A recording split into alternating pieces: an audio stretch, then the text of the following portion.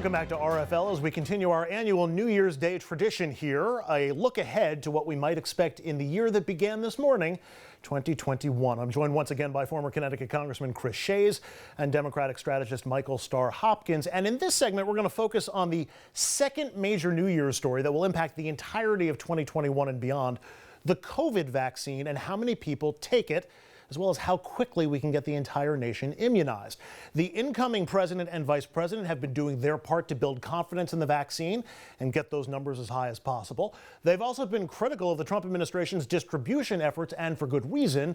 If we do vaccinations right, it could lead to remarkable changes in our society, in our daily lives, and in our nation. But if we do it wrong, we could see a mass anger that I'm not sure has a historical parallel.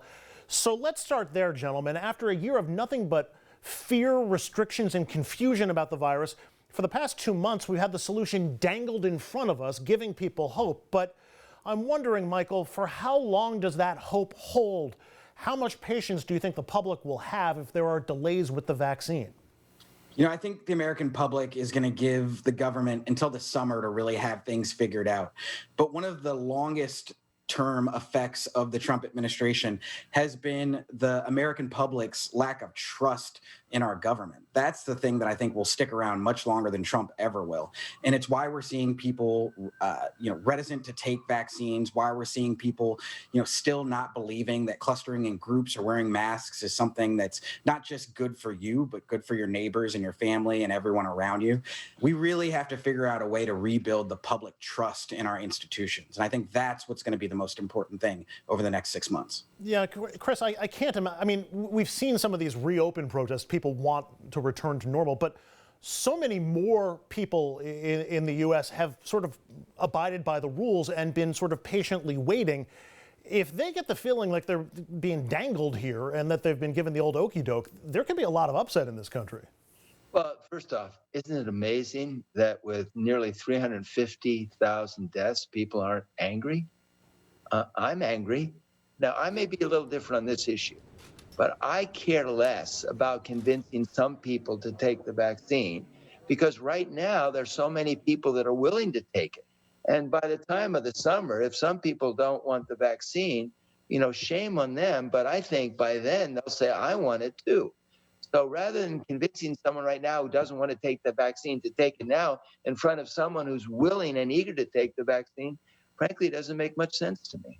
I'm actually less worried about that, Chris, than I am about the people who want to take the vaccine but can't get access to it. And Michael, I can only imagine the blame game should that happen. If it's January 1st and it's obvious that we're having distribution problems, that's clearly all on Trump. And by the way, I can't believe that Trump would bungle the distribution of the vaccine when he puts so much importance behind it. But if the breaking point is April 1st or June 1st, that could be a huge problem for Joe Biden, even if he's just trying to do triage on the setup that he inherited from Trump. That's true. And I would really hope and pray that the people who are in the Trump administration now are doing everything they can to put Joe Biden in the position to be able to get this vaccine rolled out and get every American who wants to get the vaccine that they're shot. But I worry that they're not. And I worry that specifically Americans who get that first shot are going to get complacent in between getting that second shot. When they start to see people of higher income or start to hear rumors and things across different cable news networks, that they are going to become angry and they are going to decide, not to do it or to do something illogical. And so I think we really, as leaders across all spectrums, whether it be politically, ideologically, or backgrounds, we've got to figure out a way to talk to people, to talk to our neighbors, talk to our faith leaders, people in our churches, and really let them know that we've got to do this together because there's no other way. I want to flip the perspective at this point. Now let's assume that the vaccine is successful and distributed successfully. This could be an unprecedented spark for changes, our own personal behaviors and priorities, our society, even our public policies. I spoke last night on New Year's Eve with a historian looking for similar moments when the entire nation was sort of released from mass restrictions and shared pain. We talked about the Depression and World War II and emerging from both changed people and changed the nation with a focus on improving our lives and the quality of lives. I'm wondering if you think we could see a similar response post-COVID in 2021. My big concern is that we are faced with this pandemic, but we may have another one in a year from now or 2 years from now. So my biggest prayer, and I say this to you, Michael, as well, my biggest prayer is that the Biden administration focuses on future threats. If we don't, then we have failed to learn an important lesson. That's a fantastic point, Chris, because that certainly would be a proactive response to what we've all gone through. And Michael, looking back, coming out of the Depression in the 30s, we started to see the start of the safety net as people were concerned about what happened to their fellow Americans at the height of the Depression. Social Security and welfare sprang out of that. COVID speaks to issues like healthcare and labor and racial issues, among others. An obvious starting point would be healthcare. COVID exposed so many flaws in our system. Is it the kind of thing that people might emerge from COVID and say, we need to make these changes we need the government to help improve our quality of life? Absolutely. I think first we're going to have a conversation about a basic living wage and access to universal health care. But at a really 30,000-foot view, we have to have a conversation about our social contract, because I think more than anything else, this event, this last year, has showed us that our social contract's broken. We're supposed to look out for each other. We're supposed to take care of each other, even when it's difficult, even when we don't agree.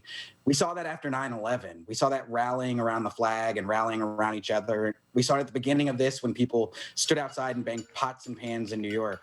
But we don't see that anymore. And so I think there has to be a national dialogue about, one, what broke down, and two, how we repair our country, because this can't continue. We can't continue to just demagogue each other every day.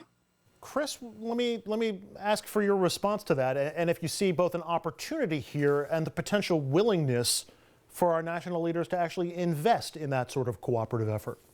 Well, the word investment is an interesting concept. My big fear is, first off, Michael's right. We need to address those issues, but we can't address those issues and ask for future generations to pay for it.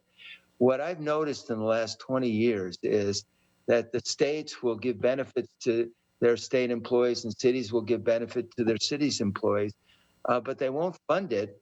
They just created a huge unfunded liability. So the debts that states have and the debt that the federal government has is extraordinary. And what really concerns me is we deficit spent when times were good, which is crazy.